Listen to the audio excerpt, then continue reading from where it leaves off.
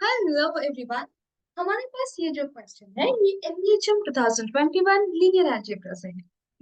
Let us सी हमारा question क्या बोलता है। The question says that let n be a positive integer where p is a vector space of all polynomials with real coefficients and degree at most n। का मतलब मेरे पास एक vector space है Pn of x where it consists of all polynomials p of x such that degree of p of x is at most n। मतलब degree of p of x is less than or equal to n। ये जो vector space है इसका जो dimension है that is equal to n plus 1।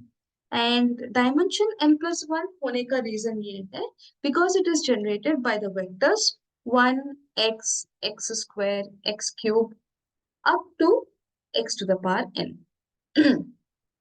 Now हमारे पास एक linear operator defined है which is given as t of f of x is equal to x into f dash of x minus f of x minus 1।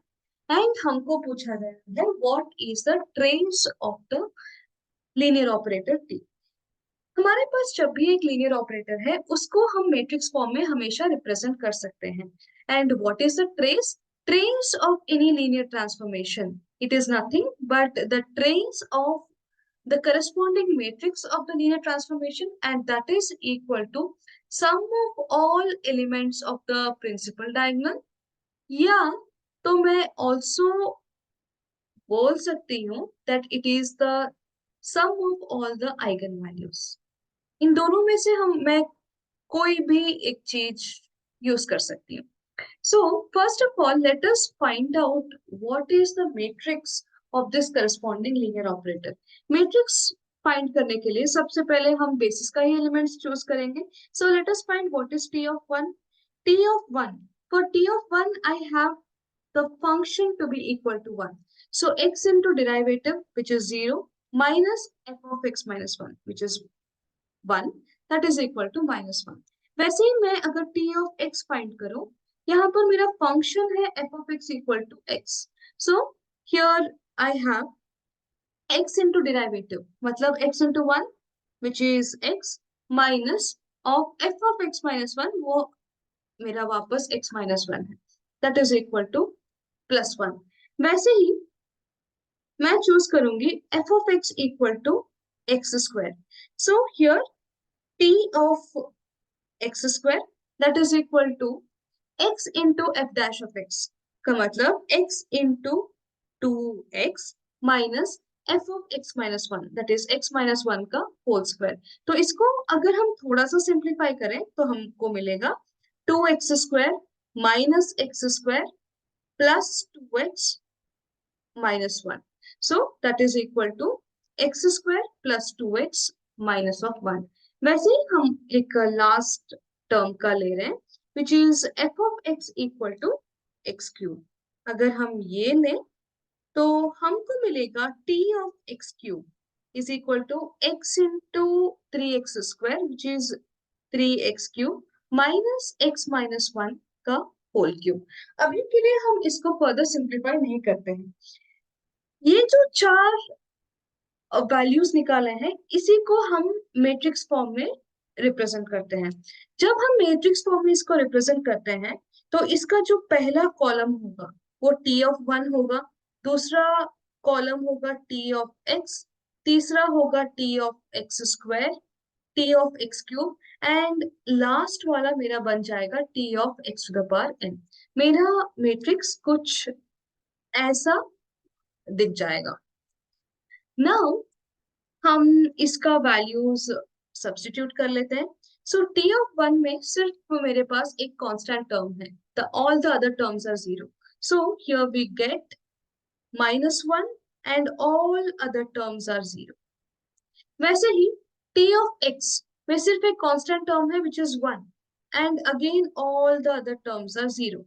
Now T of X square में देखें तो मेरे पास constant term है minus 1। Next comes the coefficient of X which is 2, फिर से coefficient of X square which is again 1। बाकी सारे हो जाएंगे मेरे 0। एंड यहाँ पर हम एक छोटा सा चेंज ऑब्जर्व कर सकते हैं।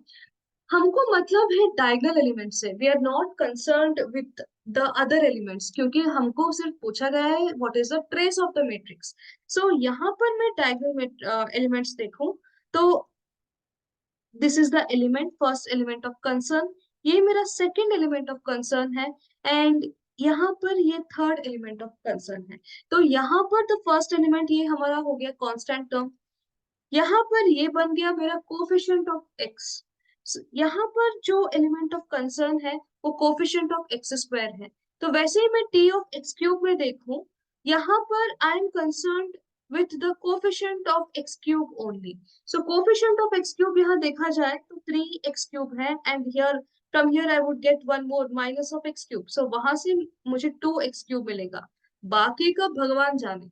तो here the next element becomes 2, the next diagonal element becomes 2। यहाँ पर कुछ आएंगे and we are not concerned about that। वैसे ही मैं अगर t of x to the power n की बात करूं, देखते हैं कि what is t of x to the power n।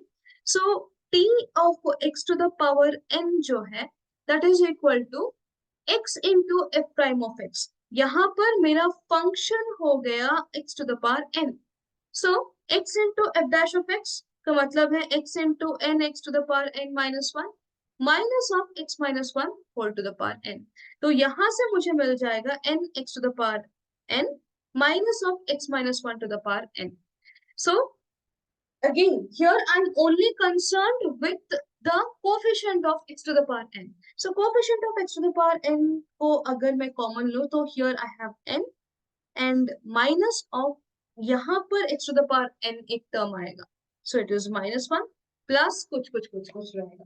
सो मेरा coefficient of x to the power n जो है it is always equal to n minus of one. ये हमेशा मेरा n माइनस ऑफ वन है।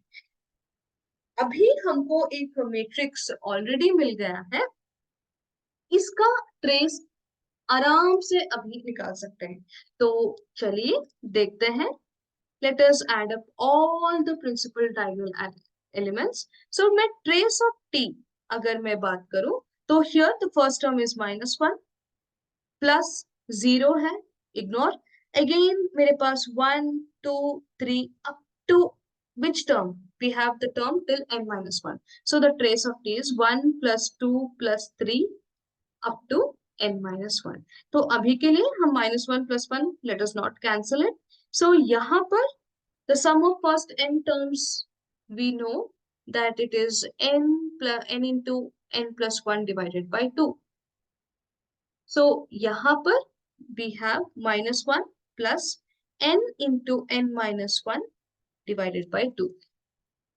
इसको हम थोड़ा सिंप्लीफाई कर सकते हैं, n square minus n minus 2 divided by 2, which can further be factorized to n minus 2 into n plus 1 divided by 2। तो ये होगा हमारा final answer. So the trace of this matrix is n minus 2 into n plus 1 divided by 2। Hope आप सबको ये suggestion समझ में आया हो। Thank you.